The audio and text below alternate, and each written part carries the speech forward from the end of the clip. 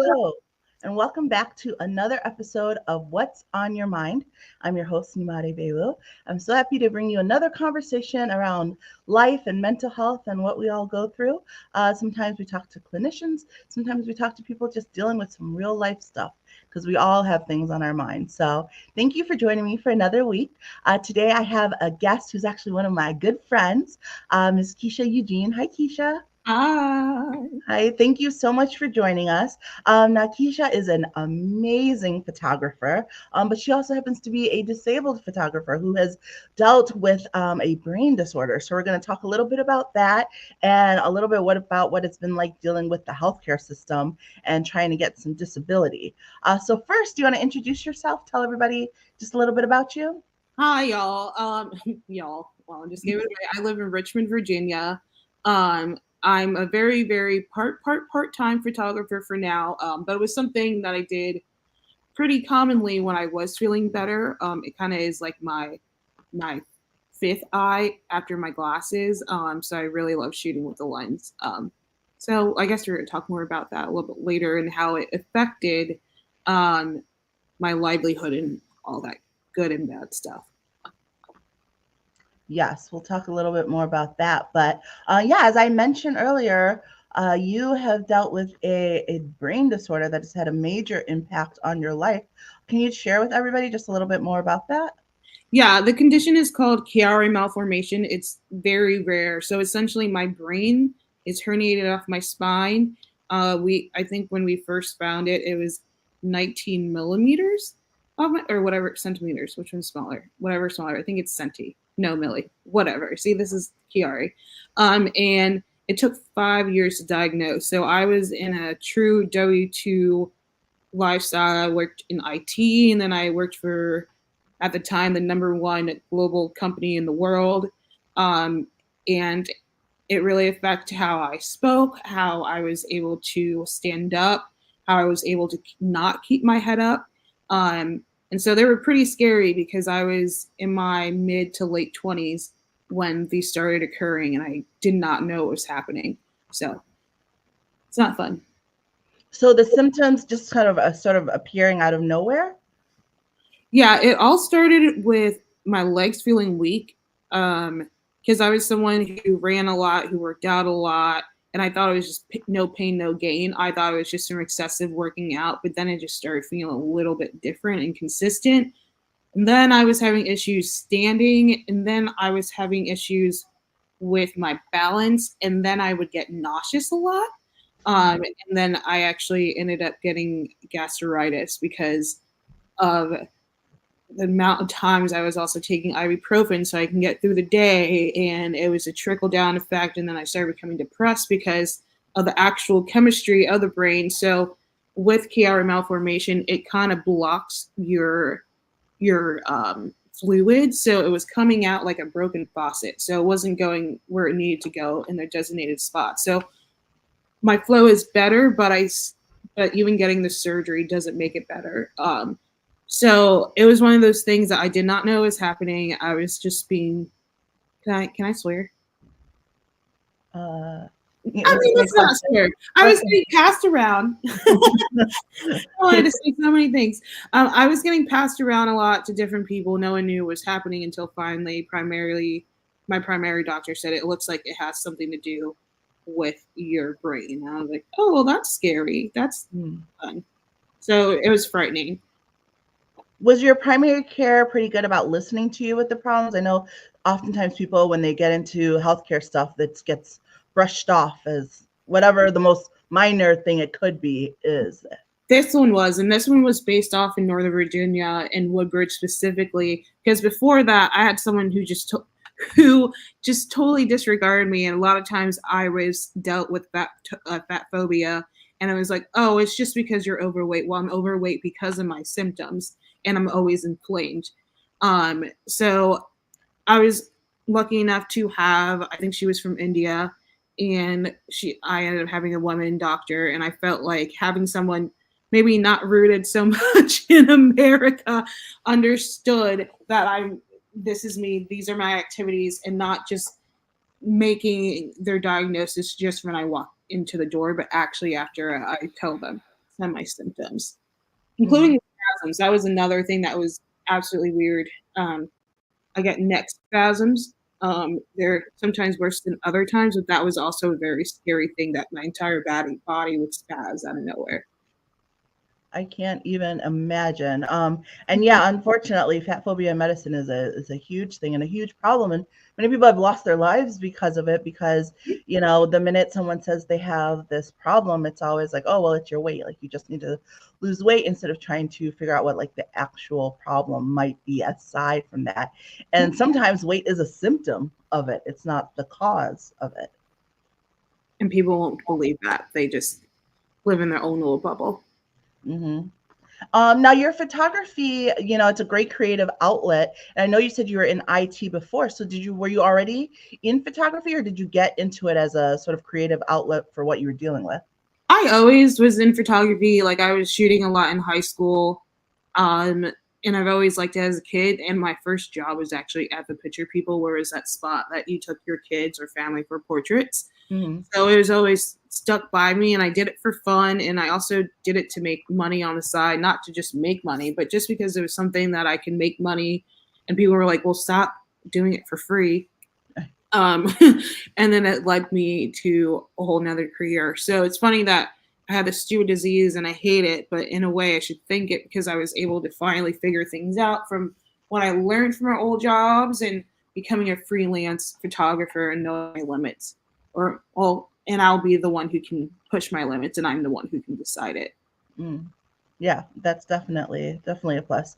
Speaking of pushing your limits, having to navigate the healthcare system in this country will definitely push somebody's limits. And I know that it was pushing your buttons, but you recently won. You were victorious in getting approved Finally. for disability. But can you talk to us a little bit about like what that was like for you? It was kind of like HE double hockey sticks, to Hmm. be honest. So to help with the condition, like I said before, you get the surgery called a decompression surgery. I forgot what the full term is, but they remove a part of your skull. They kind of fiddle around with your spine, and you have a patch. So I have a sick scar in the back of my head. And so it did help the flow, but unfortunately, I'm still having the inflammation. My legs are still weak, and it doesn't necessarily fix the problem. So I had my surgery 34 months ago, February 2022. And then I gave myself 6 weeks, but being stubborn, I was like, I'm going to try to work. I was doing too much and I made myself worse. And then around June is when I started really going downhill. And I lost the first denial. And then after that one, I was like, well, I need a lawyer. I finally signed on to a lawyer. Then I was really appalled by the second denial, which was back in April. But being the person who I am, I was like, I'm sick of this stuff. I need to figure out how to get this motion faster. So I hit up my local politicians because, these politicians are voted by us and work for us. Yep. So I did that. And Congresswoman, wow, I can't remember her last name, Jennifer, she ended up pushing it. So we ended up, my lawyers and I ended up having the court date a little bit earlier. And I also did virtual because I just never know how I'm going to feel in the morning. The mornings are the worst. And most nights I don't sleep well. And I probably sleep 3 or 4 hours at a time. We have our best conversations. Yeah, I'm If always there's like, one person that's going to be up at 3 a.m. with me, I'm just like, oh, it's so annoying. I'm like, okay, what are we gonna watch now? What book am we gonna read? But it's absolutely debilitating, and just having to go back and forth with different doctors. I was like, okay, well, I need to frame this so they will understand this in the layman's terms because this is literally a rare disease. So I made sure that I research and talk to other people. I even asked my lawyer, should I get statements? Would that help shape this? And so I had an old manager, I had an old friend who also I worked with who trained me, and also someone I did community work with who I've known for 18 years, and someone who did massages on me and knew me before and after my surgery. And then, of course, they're going to have the paperwork, but just double checking that they have the correct paperwork. is also annoying because I hate having to do other people's jobs. So also asking like getting statements from your doctors to help support you even more. I think helped me a lot, and also gave me a better understanding why my condition was the way it was. Because out of everyone, my neurosurgeon was my least favorite. I often felt like he was confused, and because it is rare, I think he was just making excuses like, "Well, your flow is fine, so I think your symptoms are just from Chiari," and that confuses me, right? Because even with someone with Chiari, sometimes it's hard to keep up with things, and Right. so that doesn't leave me confident in you. So I didn't even ask for paperwork from him. Um, so it was a lot. It was a lot of muscling around. Also, I hate asking for help. So fundraising, but my friends were like, you know, you need help, right? And so just so doing that and living in a good environment is also very important. But yeah, it's not fun. But I feel like you do have to think a little bit outside the box to make everything make sense and fit in like a Tetris game. Because there's just so many moving pieces.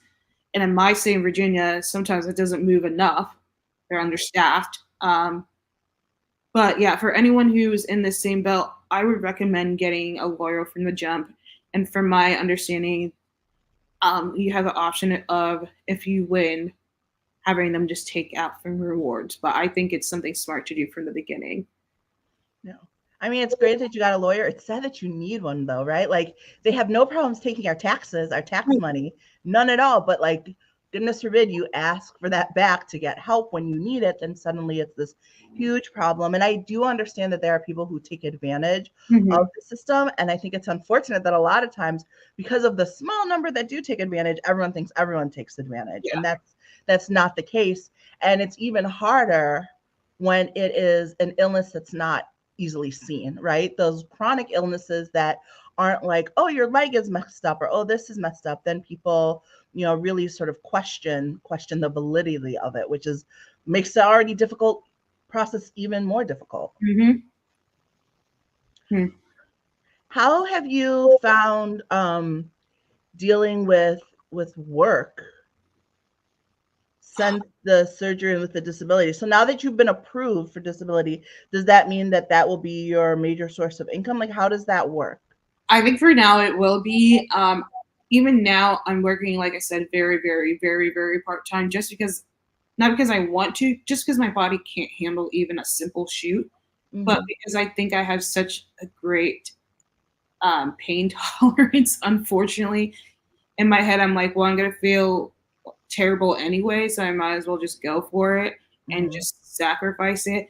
But it's not fun because the flare-ups are pretty bedridden and pretty extreme, Mm-hmm. to the point that I get frozen shoulder and I'm not really able to move. It's hard for me to shower even, or so I Yeah. kind of just bite the bullet because it's something I also love. So I'm very lucky that I got to follow on something that I love doing, because then it doesn't feel like a job.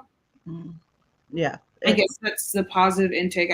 I try to see the positive in it because I'm always like, well, everyone has to work and they don't enjoy it, so I'm just not going to enjoy it either. well, I think like that's I think that's part of the problem is that like there is so much of this like life is sacrifice that we all hear, right? And then there's so much of this like, well, you should buck up and get it done. And I know for me, it's always like, okay, well, where's the line between like I should force myself through this and I should give myself some grace? And it's always been a line I've had trouble navigating, and especially when I'm sick, I'm the worst. I mean, I literally, you follow me online. I talked about it a little bit on here. I was in the hospital for a week in August. I probably should have been in the hospital weeks prior to that. But instead, I was struggling through not being able to breathe and sitting with like literally pounds of fluid on my heart and lungs because I was like, well, life is hard and you got to work even though you don't feel good, instead of being like, okay, I feel terrible. Like I need to be down and out. But it's hard because if you're a person who is devoted to working, because you just know like that's just how it is, and you also don't want to be seen as that person who's weak or that person who's making excuses. And I think that sometimes for a lot of people, but I'll say it, especially us Black women, it's a lot harder for us to say, hey, I need help. Hey, I'm down and out. Hey, I'm struggling. This past Monday was Black Girl Day off. Like a whole day off was created for us because we don't take day offs. You Mm. know, like I'm working when I should be in the hospital. You're working when you should be resting. Like there are so many of us, and we are just taught and told that we work through the struggle and we don't take those breaks when we need to. And that's why we also suffer from the largest amount of chronic illnesses because we are Mhm. working instead of resting. And it's so important. So now that you've kind of like, okay, I'm getting a little bit better about knowing when I need help, when I don't need help. Like, what does your self care look like for your mental health? Still figuring that out. It's honestly, it just goes with my body. If my body doesn't feel good, my mind doesn't feel good. So I'm trying to find ways. I try to do natural ways. I don't really like taking pills, but the only one that I take garnish for my brain disorder is Cymbalta and also my muscle relaxers. But because my muscle relaxers make me extremely tired, I Mm, take them at night only.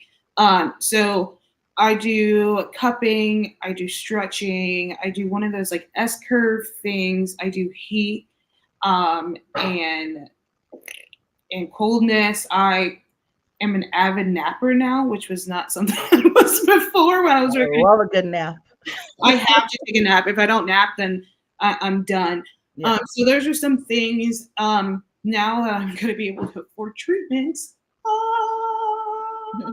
I'm going to be booking proper massages because one of the things is I've been told from many massage therapists that you need to break up your fascia and everything else that's going on with your body, your unique body. You need 2 hours of a surgery Mm, every or sorry, not a surgery. massage. 2 hours of a massage every week for at least 1 or 2 months. So now I'm finally able to do that. And what I'm most excited about is going to another insurance and having doctors who actually understand. Mm, For example, I think my physical therapist, I think he low key hates me, but because I've been there for 2 years and he's like, you need to graduate. I think he hates seeing that I'm declining or kind of seeing this. mm, So I tried going to two pain management doctors. The first one was like, you should just try to work on your depression and go swimming. I was like, you didn't listen to anything I said. I literally told you about my shoulder problems. You really think swimming's gonna help me? Okay. And the second one was like, I think you should do more medicine before we do steroids. Okay, so you can get a pharma cutout. I don't like that. So I finally can go to people, and what I've learned is you don't need a reference. I could be wrong, but I think I heard that from my PT that I don't need a referral for some of the things I need.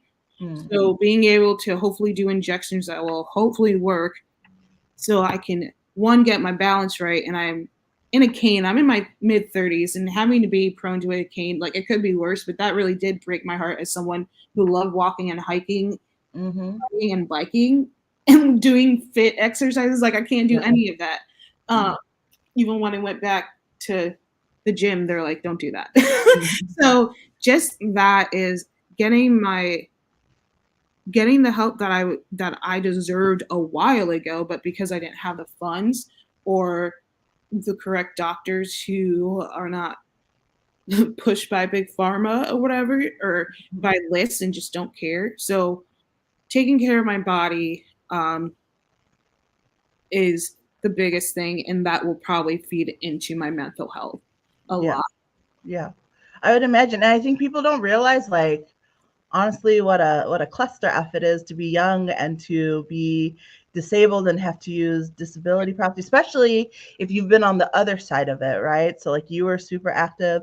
I know I was missed everywhere, every place before I hurt my Achilles heels and like getting knocked down and then being like, well, the only way I can go out is when I have a cane. And not that there's anything wrong with it, but when you're in your mid 30s or you're, your 30s and you're like, oh, I have a cane because I hurt this part or because my legs aren't stable enough, it's hard sometimes. And then it's easy to be like, you know what, I'll just stay home.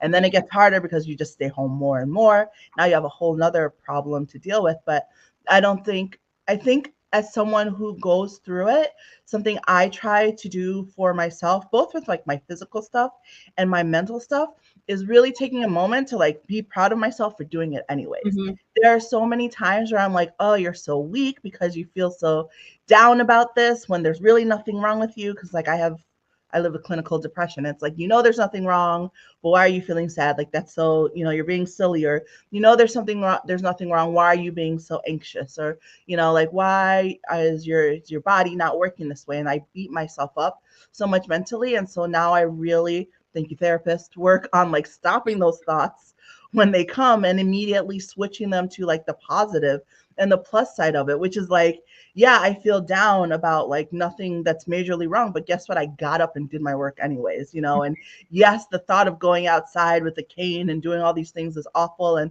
I hate that I don't want to do it, but you know what? I did it anyway. So like being really proud of yourselves and trying to frame those moments into positives, I think is so vitally important, because sometimes it's just those little things you have to hold on Mhm. to You gotta during the switch bad. your talk to yourself. And it's like, I'm about to quote someone, you know who it is. With myself, the line is always moving. Like I'm always like, but I Yeah, have to set it straight and say, well, yeah, this sucks, but I need to stop telling myself it could be worse. But I'm like, okay, but look what you've gone through the last 10 years.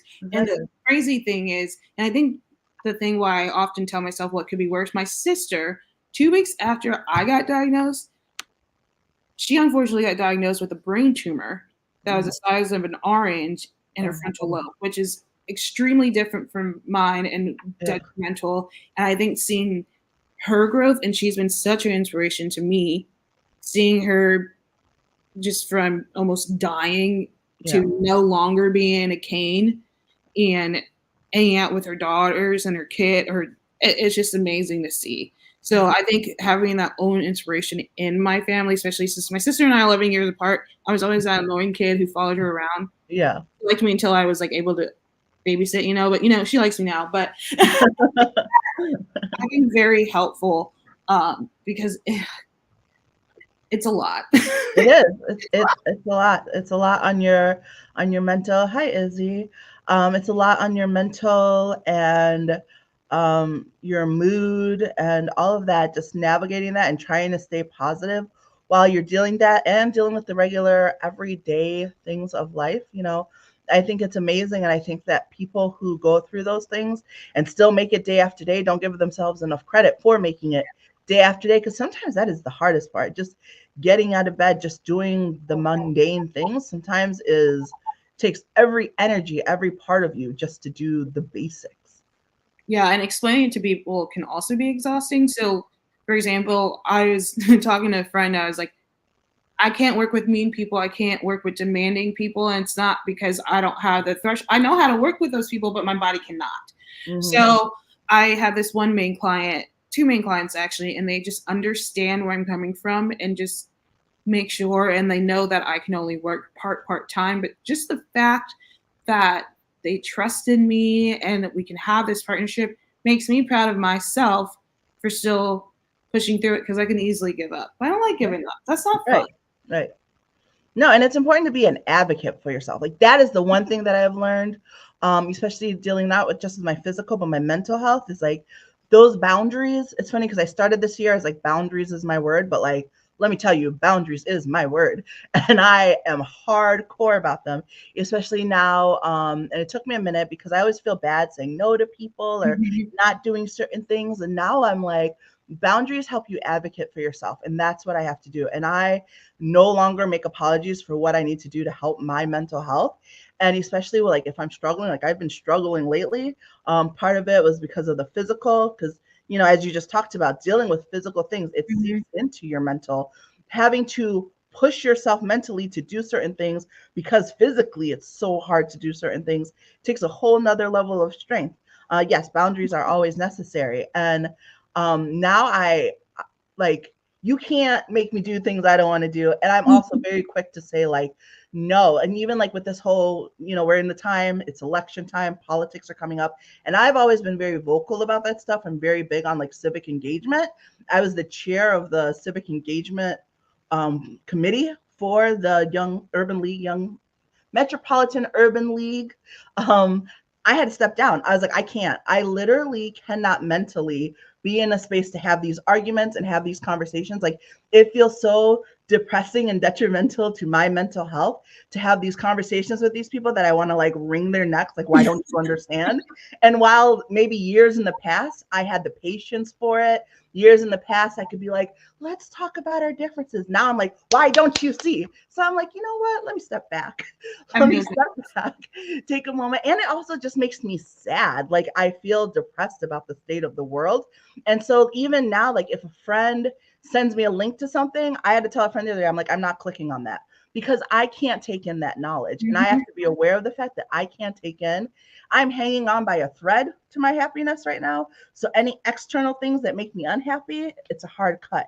And I Yeah. think it's really important to know that about yourself and evaluate when you're in those spaces so you can make those decisions and do what you need to do to be happy, to be able to take day after day and to not feel bad about it, to know that there is a level of strength that comes from saying no. Saying no isn't a weakness. Saying no is sometimes a strength. And I'm just straight up honest with people. I'm just like, I cannot physically do it. And if you don't understand that, then that's not my fault.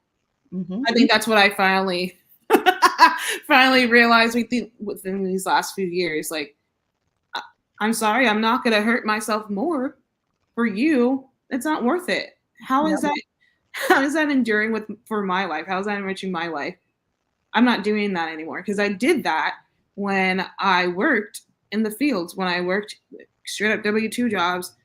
I felt like I was gaslighted, uh, kind of rushing me during my leaves. And like that's why it took 5 years to figure out what was going on because I Right. never got the proper time off to figure out what was going on with me. I didn't give myself enough time to figure out what was with me because I let these other perceptions cave into my head when it had nothing to do with them.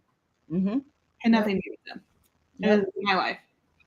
Yep. And that's why it's so important to remember to advocate for yourself. Because honestly, at the end of the day, no one else is going to. At the end of the day, and it's not always from a place of meanness and selfishness, people just naturally advocate for what's better for themselves without even realizing it. So in spaces, especially work environments, even if you work at one of those we're all a family places, you're not. So you still have to advocate for yourself and stand up for yourself and do what's best for you. We had some comments I want to go through. Ooh. Charles earlier said boundaries are always necessary. Very true.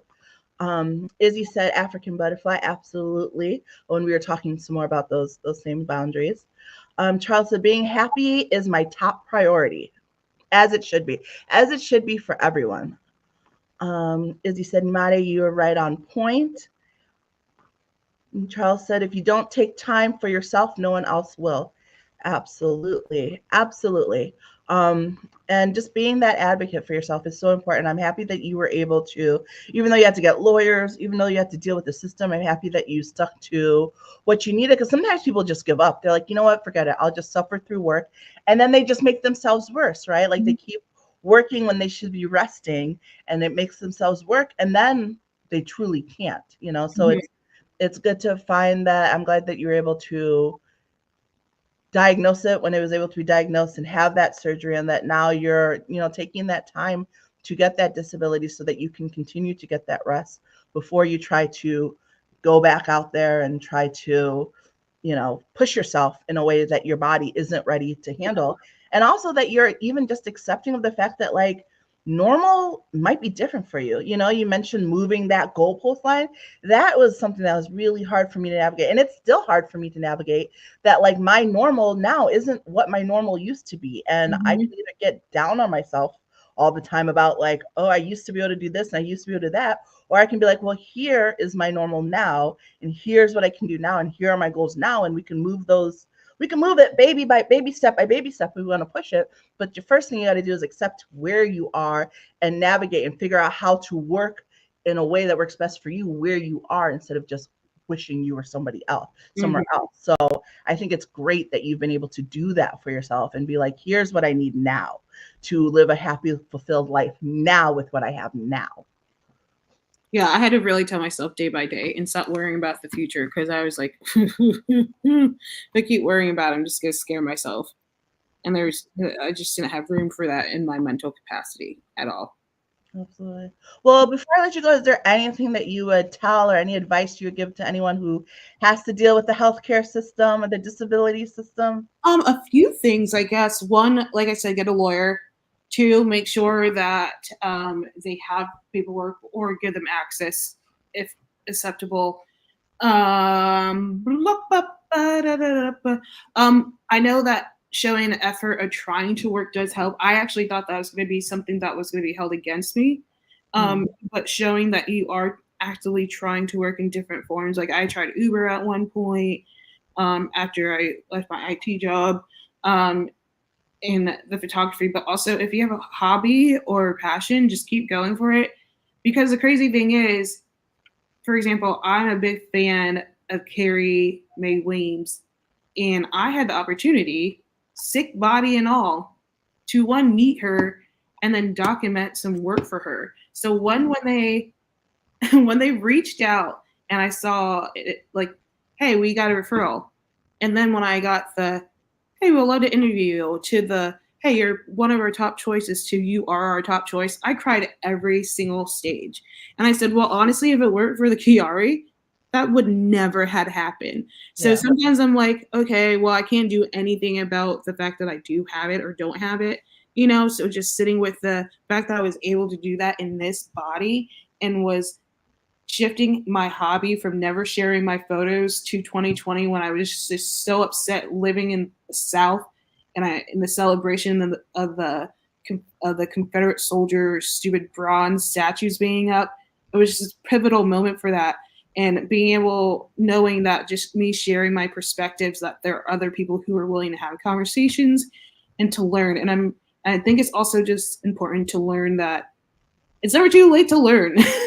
That and, part. and especially ask questions, like read articles, go to community members, go to people who, if you are also in a rare disease situation like me, join like Facebook groups, whatever you need to, just so you can learn more about what could be going on with your body. Because it is ours, and you know things are a little bit scary right now, uh, and there's so many things out there. But I think we've been so prone to take a pill for this, take a pill for that, when there's literally medicine right under our feet, you know? And Yeah. oxygen to breathe is also a good way to keep us going, you know?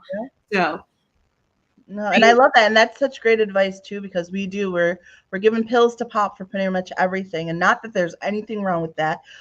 For certain things, you really do need them, but there are mhm, also other ways, and it's unfortunate that we've been thought and shown that like a lot of things that are like all natural remedies, like you mentioned, getting the massages, has been like packaged as this luxury thing and this like yeah, fake wellness and like oh only like people who like la di da have it, when actually massages help move like your, I don't know the science of it, like your lymph nodes and your all mhm, the things in your body, like there's actually scientific reasons for why that is a natural remedy to help you, and like doing things like yoga and things like that, but it's all been packaged under this like la di da yeah. luxury thing. Meanwhile, everyone else is given pills to pop, when really we should be moving towards some of those natural remedies and getting back to natural ways to prevent diseases and to help diseases. So I'm glad also that your disability will give you the funds to start helping and working towards those types of remedies for yourself. And I think there's been a conversation happening a lot more about that and moving your body. Because often they used to say if you hurt something, you got to rest the entire time. Actually, you need to make it stronger because you're Mm. making it weaker. So just trying to find ways to straighten what I have. Because I do have 3 degenerate discs and 2 bulging discs as well. So Mm. that's like the part that does not help with my Yeah, body. But just knowing what your body's doing so you can find a remedy that doesn't have to do with medication. absolutely. And Charles said massages also get rid of toxins. Yep. And he's learning every day, and so are we. And I can't thank you enough for joining me this evening to share some of your knowledge and help us learn a little bit more about you. It's not always easy speaking up about things like disability and things like mental disorders and brain disorders, any healthcare stuff, but it really takes people having the strength to talk about those things to let other people know that they're not alone. So thank you for having the strength to talk about it and for taking the time to join me. Thank you. Yep, and said thank you for being transparent. Absolutely. Thank you to all of you who watched. Please join us again next Sunday at 7:30 p.m. Eastern. Have a great day or great night.